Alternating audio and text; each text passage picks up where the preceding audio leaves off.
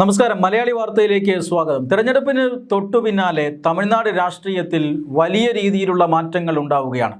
തമിഴ്നാട് രാഷ്ട്രീയം മാറി മറിയുകയാണ്. നേരത്തെ സൂചിപ്പിച്ചതുപോലെ 1967 ശേഷം തമിഴ്നാട്ടിൽ ദ്രാവിഡ കക്ഷികൾ മാത്രമേ ഭരിച്ചിട്ടുള്ളൂ. മാറി മാറി DMKയും ADMKയും മാറി മാറി ഭരിക്കുകയായിരുന്നു. 1962 അവസാനമായി കോൺഗ്രസ് സർക്കാർ അവിടെ തിരഞ്ഞെടുക്കപ്പെട്ടത്. കാമരാജിൻ്റെ നേതൃത്വത്തിലാണ് സർക്കാരാണ് 1962 തമിഴ്നാട്ടിൽ രൂപീകരിക്കുന്നത്.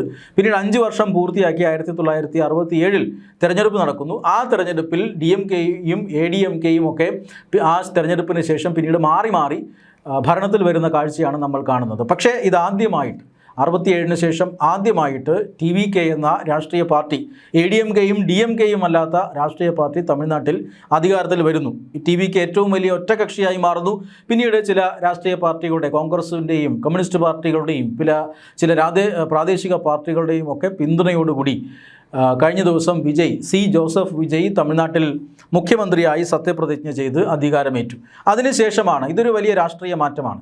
മുന്നണി സംവിധാനത്തിൽ വലിയ രാഷ്ട്രീയ മാറ്റങ്ങളുണ്ട്. അതായത് നേരത്തെ ഈ DMKയോ ADMKയോ മാത്രമേ ഭരണത്തിലിരിക്കുമ്പോൾ മന്ത്രിമാരായി വരികയുള്ളൂ. ഘടകകക്ഷികൾക്ക് മന്ത്രിസ്ഥാനമൊന്നും നൽകുന്ന പതിവില്ല. ഇവിടെ TVK കോൺഗ്രസിനും കമ്മ്യൂണിസ്റ്റ് പാർട്ടികൾക്കുമൊക്കെ മന്ത്രിസ്ഥാനം നൽകും അടുത്ത ഘട്ടത്തിൽ എന്നാണ് ലഭിക്കുന്ന സൂചന. ഇത് രണ്ടാമതൊരു രാഷ്ട്രീയ മാറ്റമാണ്.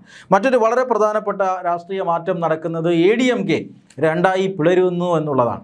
ADMKയുടെ നേതാവ് CV ഷൺമുഖം, അദ്ദേഹം കഴിഞ്ഞ കുറച്ചു മുമ്പ് അദ്ദേഹം ഒരു വാർത്താ സമ്മേളനം നടത്തിയിരുന്നു. ആ വാർത്താ സമ്മേളനത്തിൽ അദ്ദേഹം പറഞ്ഞത് ADMK രണ്ടായി പിളരുകയാണ്. അതായത് കുറച്ചു പേർ ഞങ്ങളോടൊപ്പമില്ല, 30ഓളം MLAമാർ പക്ഷേ ഞങ്ങളോടൊപ്പമുണ്ട്. അവർ പുറത്തേക്ക് വന്ന് ADMKയ്ക്ക് പുറത്തേക്ക് വന്ന ശേഷം TVKയ്ക്ക് പിന്തുണ നൽകാൻ പോകുന്നു, അല്ലെങ്കിൽ ഞങ്ങളാണ് യഥാർത്ഥ ADMK എന്നാണ് അവർ പറയുന്നത്. അങ്ങനെ 30ഓളം പേർ TVKയ്ക്ക് പിന്തുണ നൽകുകയാണ്.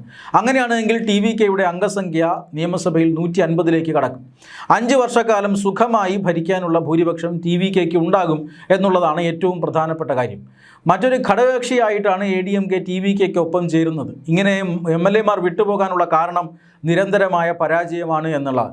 അതായത് മാറി മാറി ഒന്നുകിൽ DMK അല്ലെങ്കിൽ ADMK, 5 വർഷം DMK ഭരിച്ചാൽ 5 വർഷം ADMK ഭരിക്കുമെന്നുള്ളതാണ് തമിഴ്നാട്ടിലെ ഒരു സ്ഥിതി. എന്നാൽ കഴിഞ്ഞ തവണ DMK ഭരിച്ചു, ഇത്തവണ ADMK ഭരണത്തിനായി കാത്തിരിക്കുകയായിരുന്നു. മുഖ്യമന്ത്രി പദത്തിലേറാൻ അവർ അക്ഷമരായി കാത്തിരിക്കുകയായിരുന്നു. ആ സമയത്താണ് വിജയുടെ മാസ് എൻട്രി തൊട്ട് പുറകിലൂടെ ഉണ്ടായത്. ഇത് വലിയ ഒരു ആഘാതമാണ് ADMKയ്ക്ക് ഏൽപ്പിച്ചത്. അധികാരം കൊതിച്ചിരുന്ന ADMK നേതാക്കൾക്ക് വലിയൊരു നിരാശ ഇത് സൃഷ്ടിച്ചു. അതുകൊണ്ട് തന്നെ അവർ ഒന്നടങ്കം പാർട്ടി വിടുന്ന സാഹചര്യമുണ്ട്. പാർട്ടി വിട്ട് TVK മന്ത്രിസഭയിൽ ചേർന്നാൽ അവർക്ക് മന്ത്രിസ്ഥാനമെങ്കിലും ലഭിക്കും എന്നുള്ളതാണ് ഇപ്പോൾ ഈ MLAമാരെ ഇത്തരത്തിൽ ചിന്തിപ്പിക്കാൻ പ്രേരിപ്പിക്കുന്നത്. എന്തായാലും ADMK പിളർന്നു കഴിഞ്ഞിരിക്കുന്നു. വിജയുടെ മാസ്റ്റർ സ്ട്രോക്ക് എന്ന് തന്നെ പറയാം. പിന്തുണ തേടി രാഷ്ട്രീയ പാർട്ടികളെ എല്ലാവരെയും വിജയ് സമീപിച്ചിരുന്നു. അതിൻ്റെ ഭാഗമായിട്ടാണ് ADMKയും സമീപിച്ചിരിക്കുന്നത്. ADMK എന്നാൽ പിളർന്നുകൊണ്ട്, അതായത് കൂറുമാറ്റ നിരോധന നിയമം പോലും നമുക്ക് പ്രാബല്യത്തിലാക്കാൻ കഴിയാത്ത രീതിയിലുള്ള പിളർച്ചയാണ് ഉണ്ടായിരിക്കുന്നത്. 3-ൽ 2 MLAമാർ പുറത്തു പോയി കഴിഞ്ഞാൽ തീർച്ചയായും അവരെ ഒന്നും ചെയ്യാൻ കഴിയില്ല. കൂറുമാറ്റ നിരോധന നിയമം പ്രാബല്യത്തിൽ വരില്ല, അവരെ അയോഗ്യനാക്കാനും കഴിയില്ല. അതുകൊണ്ട് തന്നെ അവർക്ക് നിയമസഭയിൽ തുടരാം, MLA ആയി തുടരാമെന്ന സാഹചര്യമുണ്ട്. ഇതറിഞ്ഞുകൊണ്ട് തന്നെയാണ് ഏതാണ്ട് 30-ലധികം MLAമാർ പാർട്ടി വിട്ടുകൊണ്ട്, DMK വിട്ടുകൊണ്ട്, അല്ലെങ്കിൽ തങ്ങളാണ് യഥാർത്ഥ DMK എന്ന് അവകാശപ്പെട്ടുകൊണ്ട് വിജയുടെ പക്ഷത്തേക്ക് വരുന്നത്. വിജയുടെ മന്ത്രിസഭയിൽ ഇതുവരെ 9 അംഗങ്ങൾ മാത്രമേ സത്യപ്രതിജ്ഞ ചെയ്ത് അധികാരമേറ്റിട്ടുള്ളൂ. ഘടകകക്ഷികൾ ആരെങ്കിലും പുതുതായി വന്നാൽ മന്ത്രിസഭ വികസിപ്പിക്കാമെന്നൊരു നയമാണ് കഴിഞ്ഞ കുറേ ദിവസങ്ങൾക്ക് മുമ്പ് തന്നെ വിജയ് എടുത്തിട്ടുള്ളത്.